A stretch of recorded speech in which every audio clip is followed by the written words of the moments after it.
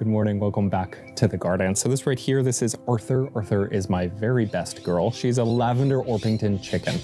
And I feel like if you were to ask Arthur what is the most important plant we could grow in our garden, she would tell you the humble summer squash. And that is because we had so many extra zucchini last year that I am pretty sure Arthur developed a little bit of an addiction for the things. So if you would like to grow your own bumper crop of summer squash this year, stick around. We'll show you the exact simple steps that we follow in our garden to grow lots of big, beautiful plants and harvest more zucchini than you could possibly handle. Let's get into it. Bye, Arthur. Now, when I talk about summer squash, we're just talking about a group of plants in the cucurbit family that we harvest and eat in the summer when they are young and tender. That's what differentiates them from something like a winter squash that we typically harvest in the fall. We let cure, we let get kind of hard on the outside, and we can actually store them and eat throughout the winter. Now, summer squash typically grow in a bit of a bush format rather than a long trailing vining format, but they do belong to the Cucurbita pepo species. And the pepo species is actually the exact same one that something like a jack-o'-lantern pumpkin belongs to. So really, summer squash is a group that is characterized more about its growth habits, how we harvest them, and how we eat them than anything else. Before we do anything else, I want you to set yourself up for success by choosing a handful of really amazing varieties to grow.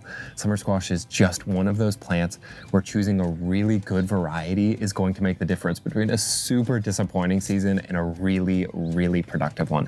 Plus, there are just so many fun varieties of summer squash. There's so much diversity in this group of plants, you might as well have some fun with it. My favorite variety of summer squash is by far, bar none, the Green Machine. What a cool name, right? Green Machine.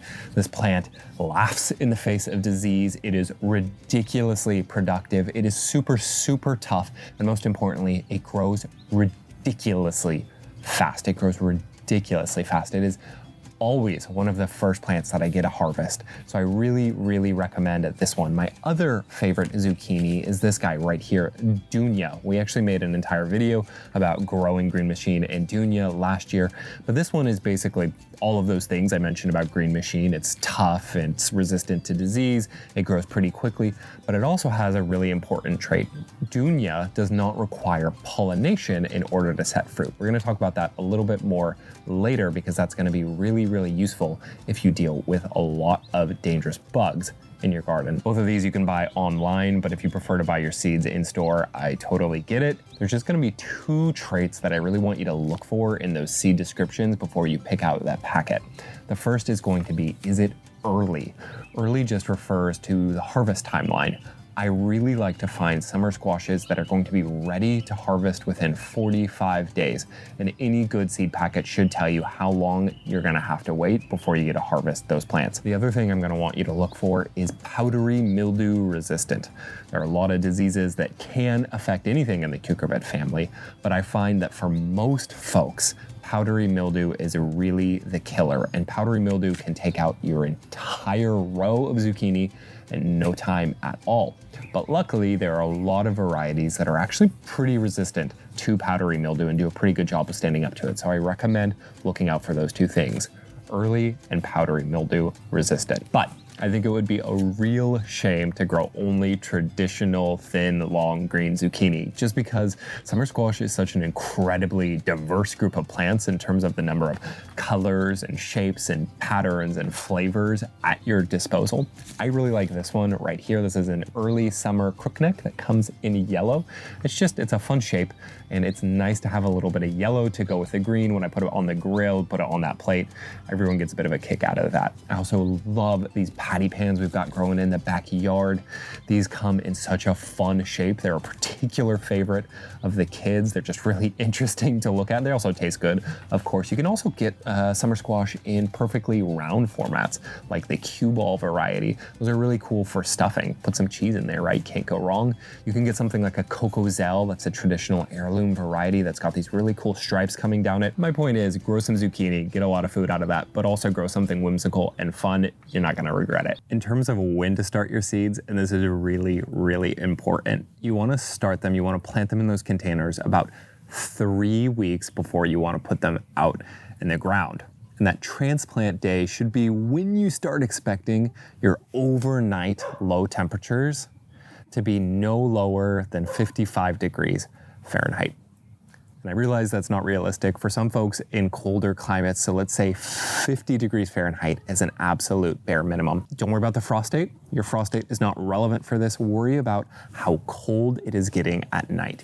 You don't want these plants getting any colder than ideally 55 degrees Fahrenheit. Let me show you what happens when they do get too cold. We unfortunately had a little bit of a cold snap here that I wasn't expecting, and you can see that some of my plants got really darn damaged. These got hit by some wind, they got hit by some cold, and to be totally frank, this plant is never going to be particularly productive. It is not going to recover. I'm gonna go ahead and actually just remove it because there is no point in keeping it in the ground. It's never going to be productive. We'll just leave its roots in there because at least the roots can feed the soil. I'll just let this poor little guy right here kind of make the point for me. Don't plant out your summer squash too early. All right, once you've bought your seeds, it's time to put them in some potting soil. Now, a little pot like this one's 3.5 inches, works beautifully, absolutely perfect for summer squash.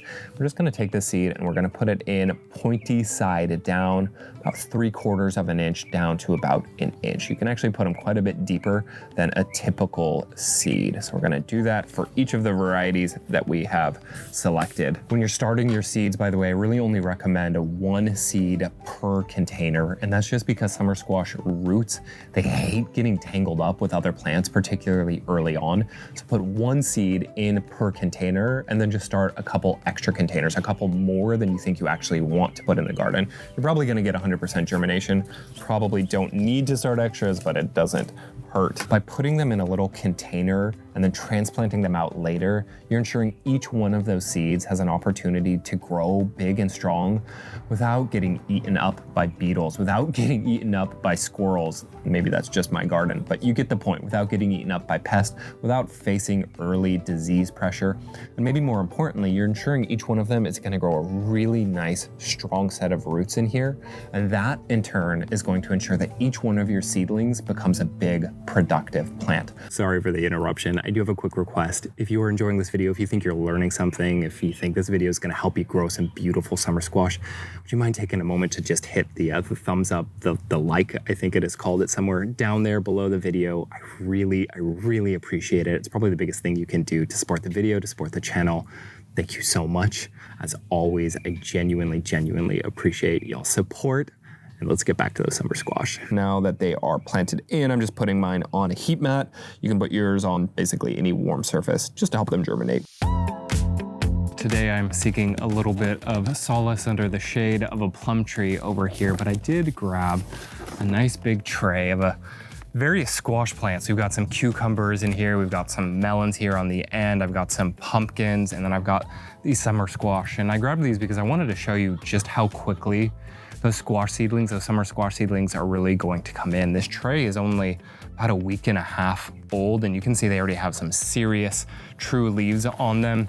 So that's really the first thing I want you to keep in mind about caring for your seedlings. You know, after you get those seeds into the trays, you really want to make sure that you are watching for germination. You want to watch for those sprouts coming up so that you can immediately get them under strong light. Now you can totally grow these under strong grow lights if you have access to a good set of grow lights. But for us, because we're normally starting the summer squash once the daytime weather is already pretty nice, I prefer to just kind of keep them outside during the day and then bring them inside at night, at least while those nights are still pretty cool. And that works out really well for us because we don't have to harden them off too much. But speaking of hardening off, if you are growing yours in a protected environment, make sure that you are bringing them out to get used to those real conditions in your garden for a few hours at a time, at least 3, 4, 5 days ahead of transplant. And even if you are keeping them outside during the day, but bringing them in at night like we are, make sure you're extending that exposure to those colder periods of the day as you run up to that transplant day. So 3, 4 days ahead of time, what we'll do is start bringing them out a little bit earlier in the morning, leaving them out a little bit later at night, and I'll even give them a night overnight in these containers before I put them into the ground. Again, just to make sure that they're not getting too shocked by those conditions in our garden. The other thing I want you to pay attention to is how moist this soil is. Because they grow so fast and because their roots grow so fast, you can see they're already poking out here. This This has a pretty good set of roots on it already. It really is close to transplant at this point. Because they grow so quickly, because those root systems grow so quickly, they're gonna take up a lot of water. It is shocking how often we have to water these.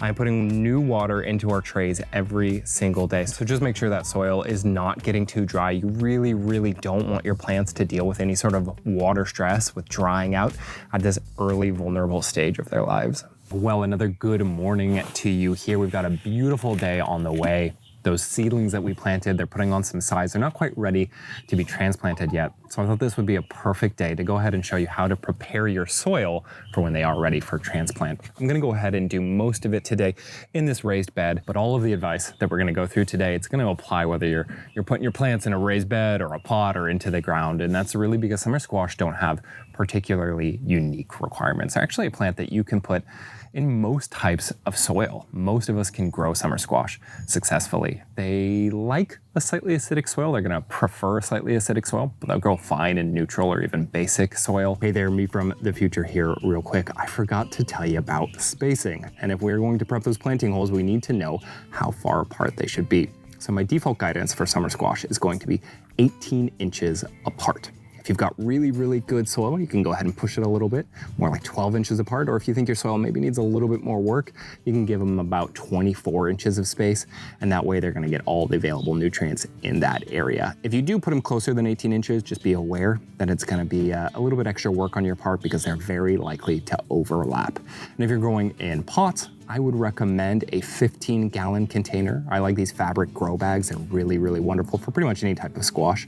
15 gallons is gonna be about perfect, but you can go down to 10 gallons. I've done it. Just be aware you're gonna need to give them some extra nutrients, extra fertilizer a little bit more often. You can also go up to 20 gallons, but probably a bit of overkill. Just like cucumbers, just like winter squash, summer squash love compost. They like you to mix it right into that planting hole where you're actually going to be putting that seedling. They like you to put it on top of the ground, on top of the soil. In fact, let's do a little bit of that right now here. Got a well-aged batch of compost. This is going to provide nutrients to those plants. It's going to improve the water retention of this soil. And importantly for this particular batch of soil, it's gonna make it a little bit looser. The soil has gotten quite compact, and we're gonna talk about that a little bit more. I'm gonna take another step in a minute here to decompact the soil a bit. But overall, more than any other step that we're gonna talk about in terms of preparing the soil, adding plenty of compost, that's the difference maker. So we're gonna be pretty generous with it today. Then as I mentioned, I'm not gonna only mix it into the soil. I'm actually gonna use it as a mulch on top of the soil as well. So we're just gonna kind of layer it out over here, right like this. This is also gonna help prevent some of those weeds popping up. And speaking of weeds, let's go ahead and pop into the front garden. This is a new area of our in-ground garden that we're prepping. And I wanna go ahead and plant some summer squash over here, but you can see there are a lot of weeds left over in these beds. I'm not worrying about the weeds providing competition to the summer squash roots. What I really worry about is them providing a hosting area, a hosting ground for pest insects as well as diseases. I wanna make sure that when I plant those young, vulnerable summer squash seedlings into this area, that it's a relatively sterile, relatively danger-free zone for them. And one of the best ways to do that is just go ahead and do a thorough weeding. All right, I'm back here in the raised bed, and I've gotta say, I was just putting my hand in there. This soil has gotten really compact over winter. It is definitely not as loose as I would like it to be to grow summer squash. Again, they have those roots that can go really deep and really spread out if you let them. Call this an optional step, but I'm gonna go ahead and grab my garden fork, stick it in here, just loosen that soil a little bit, aerate that soil a little bit. I'm always surprised at how much better our summer squash in particular do in our established garden where there's tons of compost and really loose soil versus the newer areas of our garden where that soil is a little bit more compact and has a little bit less of that organic material. So we want to add that compost, but I think if you have the opportunity, if you have the ability, go ahead and grab something like a garden fork and loosen it up a little bit as well. So there was this really cool study done in Utah, and I'll link to this in the description. And basically what they found was that aged chicken manure was as effective for growing summer squash as synthetic chemical fertilizers. And I think that is really, really neat. And the takeaway there for me, and this is born out of our experience, is that if you have been putting lots of compost and aged manure in your garden area for multiple seasons, multiple years even, you really don't need to add additional fertilizer to your summer squash growing area. Just go ahead and refresh that compost. But if this is a relatively new garden area, like this bed is for us, and that compost is relatively new, it needs time to break down and really provide enough nutrients to those plants. In that case, go ahead and add that compost, but also go ahead and add about half a cup of organic granular vegetable fertilizer. This one right here from Espoma, this just happens to be my favorite. It's a really good price point. Go ahead and add that right into the planting hole area and just mix it in. Again, we're just using about half a cup. We're just making sure that the plant has enough nutrients, especially in those early days as that compost begins to break down. Because something that people don't talk about a lot with compost is that it really does take time, even multiple years, to become its most effective. And in those early days, you want to supplement with some nice fertilizer. If for whatever reason you prefer not to plant your seeds in little containers and transplant them out later, that's just not the style of gardening you like to do, totally understand. It is absolutely fine to direct sow your summer squash seeds. Really, all you want to do is go ahead and grab 2 seeds. You can use 3, but I really think it's unnecessary. And go ahead and stick them, again, pointy side down, right into that planting hole that we just prepared. Oh, that soil feels beautiful now. It's got that fertilizer. It's all loosened up. It's got plenty of compost. And again, just about 3/4 of an inch down to about an inch. Make sure that you go ahead and replace that irrigation so that they're going to be watered right from day one. Now, normally I would recommend grabbing a pre-grown seedling from the big box store or your local nursery if you don't feel like starting your own seeds for transplant, because I do really feel like transplanting is so beneficial. But with summer squash, for whatever reason, I've just found that the starts you can buy from the store are never very healthy. They're never very productive. I don't think they're worth buying. So if you don't want to do your own seeds for transplanting later, go ahead and just put them directly into the ground. Go ahead and direct sow. I think that's a better option than trying to find a healthy start from the store. All right, y'all, it is transplant day and I am super excited to get these into the ground. Here are a couple of our summer squash ready to go. These look absolutely beautiful. They're fully hardened off, and I'm really confident once we put them into the ground, they're just gonna absolutely take off. Now, the reason that I know that these are ready to transplant is not actually because of their size above the soil, but because of their root structure. So let me show you this one that I already popped out of its container. What I'm looking for is basically a fully formed root ball there that is good at keeping its shape, that's holding all that soil together, but isn't wrapping around itself too much, isn't root bound. We want them to have a nice root system so they can just take off right away, bring those nutrients up, bring that moisture up. That's how I know they're strong and they're gonna thrive in the ground, but we don't want them to get root bound. We don't want there to be too much circling of those roots. And I would say there's actually just maybe a little bit more than I would want. Yesterday probably would have been even more perfect to plant these out. And the reason we don't want them to get too root bound, the reason we don't want to wait any longer for this plant to get any bigger, is because squash don't do a particularly good job of recovering from being root bound. When they do get really gnarly in there with the roots just kind of circling around that soil over and over and over, they don't seem to recover. The plants stay pretty small even after we get them into the ground. They don't like to have their roots really kind of mangled, so you're not gonna go in there and kind of loosen up that root ball like you might with a perennial plant. So let's go ahead and get these into the ground. All right, let's go ahead and plant this into the ground. In terms of technique, it's just all about being gentle. This is a plant that you want to be ever so gentle about when you go to transplant it. We're going to go ahead and make sure that we have that planting hole well prepared beforehand so that we don't have to smush them in there. It should be deep enough to just cover that root ball. And then we are going to very gently place it in, just checking to make sure that it's nice and level with the soil around it. That's perfect. Then I'm not going to smush it into place. I'm just going to kind of gently pat it to make sure that there's not too many air holes, and it's absolutely fine. And then we're going to gently recover it with the soil and compost around it. Again, just to make sure that we don't have an excess of air holes around that plant. We're not trying to mound it up because we've got irrigation in place. That's not going to benefit us in any way. And we're not trying to plant it deep like you would with something like a tomato. We want that soil line it had when it was in the container to just go ahead and match the soil line around it in the ground. And now that it is in place, all I'm going to do is give it a nice watering, and that will remove any of the remaining air holes. Welcome to our main garden. This is where my primary row of zucchini resides. And I wanted to show you a few plants that are a little bit more mature. These ones went into the ground a few weeks ago and they're doing phenomenally well. They're putting on a ton of size and they're already starting to fruit. In a few days, I'm gonna get to show you how to harvest them nice and young so that they're super delicious. But today, what I wanted to talk about is just how to care for your plants, especially in those first few weeks to a month, just to make sure that you are getting the healthiest, most productive summer squash that you possibly can. And luckily, this is gonna be pretty short because honestly, summer squash don't require a whole lot in terms of specialized care. Once you get them into the ground, they're gonna do pretty well so long as you are keeping them well watered. And that's the thing I really wanna kind of harp on a little bit here. In those first few weeks to a month, you don't wanna let them get too droopy. You don't wanna let them go through too much water stress. And luckily they are gonna tell you when they're stressed out about not having enough water because they're gonna get super dramatic and droop over and even wilt a little bit. They'll bounce right back when you do give them a drink, but ideally you don't even want them getting to that spot. You wanna make sure that they're having water throughout that first month. And then once they get a nice big set of roots, you don't have to worry about it so much. In terms of trellising, you can kind of see back here, we've got our tomatoes growing up a single string. And you can actually do that with zucchinis if you'd like. You can prune them heavily and you can grow them straight up as a string. It's kind of cool.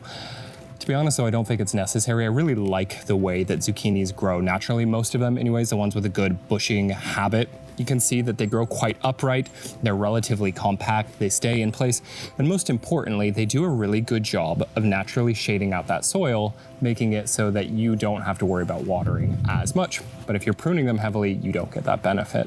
The other nice thing they do is a really good job of keeping those leaves and fruit off the soil. So you don't have to worry about that fruit that you're growing getting eaten up by insects that live in the soil or even getting fungal diseases by touching the soil. They do a pretty good job of kind of growing them upright. Some folks do like to kind of proactively remove some of the leaves to keep them from touching each other, make sure that there's a little bit of an air gap between your plants, even an air gap between the plant and the ground. And the idea there being that you are trying to prevent fungal diseases from taking hold. Unfortunately, I don't think that that is actually likely to work. There's not a whole lot of research to indicate that you can create meaningful amounts of air circulation that is really going to reduce the localized humidity and prevent fungal diseases from taking hold. We're going to talk a little bit about how to prevent powdery mildew in a more practical way, but the reality is the plant doesn't want you to remove its leaves. It's gonna slow down that growth. It's gonna stunt that growth in the early days in particular. It wants to photosynthesize with those leaves, and I recommend just leaving them on there. This isn't a plant that's gonna benefit from a whole lot of pruning. You can kind of see here a lot of these plants are already putting on tons of little zucchinis, and that's the next thing I wanna talk about. Because with a lot of summer squash, particularly your heirloom varieties, in those early days, your initial fruit set might get a little bit wonky. A lot of times with heirloom varieties in particular, the initial set of fruit and the initial set of flowers rather is almost entirely male. And well, then you're never gonna get any fruit. Or the females don't properly pollinate and then the fruit doesn't mature into something edible. Or they get blossom end rot, especially that first flush of fruit, and those aren't particularly edible either. At least I don't like to deal with them. I'd rather just cut them off and wait for the plant to produce something better. Really the takeaway here is just try not to get too impatient. If you do see an issue with one of the fruits growing in here, you can cut it off, let the plant focus on better fruits, just throw that deformed one away. But really you're just trying to give the plant a chance to get into its groove. Don't worry about it too much. It's really, really common with a lot of our annual fruiting plants to create sort of a less than ideal initial set. It's probably going to resolve on its own. Now, a more serious issue would be poor pollination. If your plant is producing lots of female flowers, but the little fruit at the base of those female flowers is never maturing into a larger size, it's never growing into a mature fruit, it's pretty likely that you are dealing with poor pollination on your summer squash plants. Summer squash, just like all squash, produce both male flowers as well as female flowers, and there needs to be some mechanism to transfer the pollen from that male flower onto the female flower. And you can identify a male flower just by looking for sort of the longer, thinner, taller flowers, and then the female flowers you can identify because they tend to be a little bit thicker, a little bit shorter, and they're gonna have that little immature fruit at the base of them. Now, just like any squash, you can manually pollinate your fruits if you'd like to. You can grab a male flower, open it up, take that pollen and just rub it on to the open female flower. And that works really, really well for something like a pumpkin, where you're only trying to get maybe 2 fruits off the entire plant. It's really, really a giant hassle though. With zucchini, which can produce dozens of fruit, and you might have a dozen plants in your garden, I don't think it's all that feasible to pollinate them manually, unfortunately. So better solutions would be to plant some pollinator favorites. You can maybe see that we've got some flowers dotted around this garden for that very reason. Got some poppies, we've got some bachelor buttons, we've got some sunflowers coming in, and those are gonna help attract those pollinator insects, particularly the bumblebees. And luckily, the bumblebees do like squash flowers, so they'll probably come on their own anyways, but it never hurts to add some additional flowers to your garden. Then the other thing you can do if you're growing in an area that simply just doesn't have that many pollinator insects, maybe you're in the heart of a city and your insect population just isn't what you wish it was. You can grow a variety that is parthenocarpic. And we talked about that a little bit at the beginning. This is Dunia, right? It's a parthenocarpic variety. And what that means is it simply doesn't require pollination. The fruits down here at the base of this female flower, they're going to mature all on their own, even without pollination. If they don't get pollinated, they just won't have seeds. It's a really, really cool process. And if you are growing in an area that simply doesn't have enough pollinator insects and you don't have time to go out there and manually pollinate each of those flowers, perfect solution. Y'all, it is mid-May and some of these baby squash are already ready to be harvested. I love these plants. That's just absolutely ridiculous to me. Yeah, there's not a ton to say about harvesting summer squash. It's a pretty straightforward process. The biggest thing you want to know is that you should be harvesting often. Harvest often. It bears repeating. As anyone who has grown a zucchini summer squash in the past can tell you, if you let these get away from you, they will triple in size within the week or even faster than that. They grow absolutely ridiculously fast. The fruits themselves, the fruits themselves grow ridiculously fast. Typically, folks like to harvest their summer squashes, zucchini, around 8 to 10 inches. It's gonna depend a little bit on the variety there, but that's true of most kind of longer, thinner zucchini. I actually prefer to get them on the smaller side when they're more like baby zucchini, because I just think they're really versatile and they have a really nice flavor like that. So I'm gonna go ahead and grab a few of these right now, including this one right here that actually has a flower on it. And the reason I wanted to grab this is just to highlight that these flowers right here are actually fully edible as well. And I will include a couple recipes in the description on how to use these, but they taste beautiful as well. If you've never tried squash flowers, zucchini tend to be some of the most delicious. If you do happen to let a few go really long and they get really, really big, they're gonna develop a little bit of a rind. They're gonna get a little bit watery and the seeds are gonna get a little bit unpleasant. Still totally edible though. That's when you gotta make yourself some zucchini bread. Just terrible, right? Zucchini bread. You either get to eat them when they're young and delicious, or when you grab them a little bit too old, you have to make yourself some delicious zucchini bread. What a terrible plant, absolutely love them. I'm gonna grab a bunch here. In terms of the actual mechanism for harvesting them, pretty simple. You can do a couple different things. You can twist them right off like I did with this one, especially when they're younger like this. If you do try that a few times and it's not working for you, just grab a sharp implement. It is possible to hurt the plant. So if you're really twisting it, and it's not coming off easily, grab something sharp. You don't wanna yank it off the plant because you can hurt it. It's a fairly fragile area of the plant. So you wanna make sure you're not doing any damage. But again, they're gonna grow so quickly.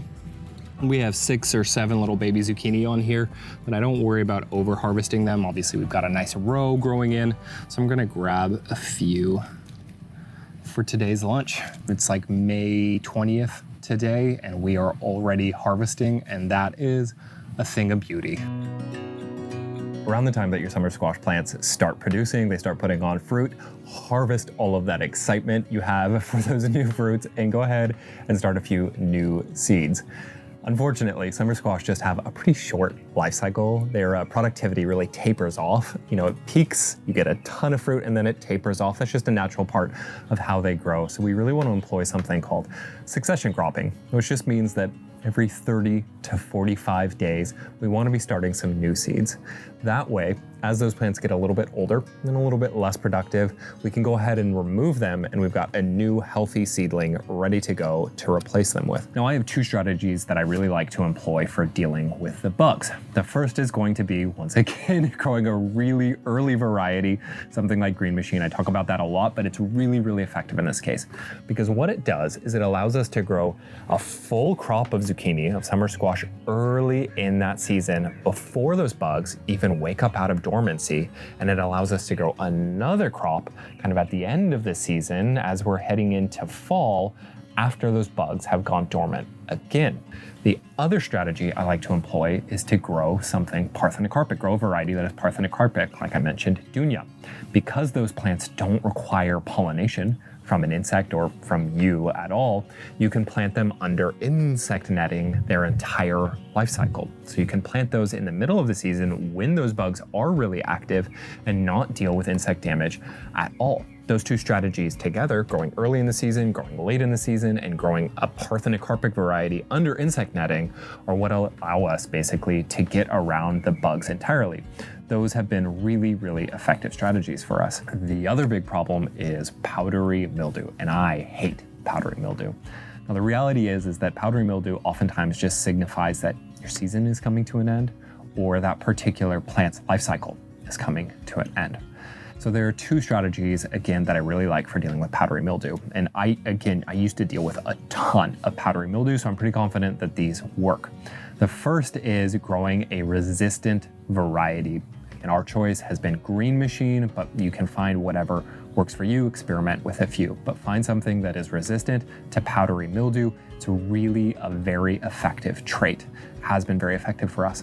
The second strategy is just keeping up with that succession cropping by removing those older plants that are really susceptible to disease and putting in new plants that are going to be much hardier in the face of disease. You're just going to prevent that powdery mildew from really taking hold and spreading throughout the garden in the first place. Otherwise, y'all, thank you so much for watching this video. I hope you have an amazing summer squash harvest this year. I had so much fun making this video. This is really something I'm really passionate about growing. And as always, I hope to see you on the next one. And until next time, happy gardening, y'all.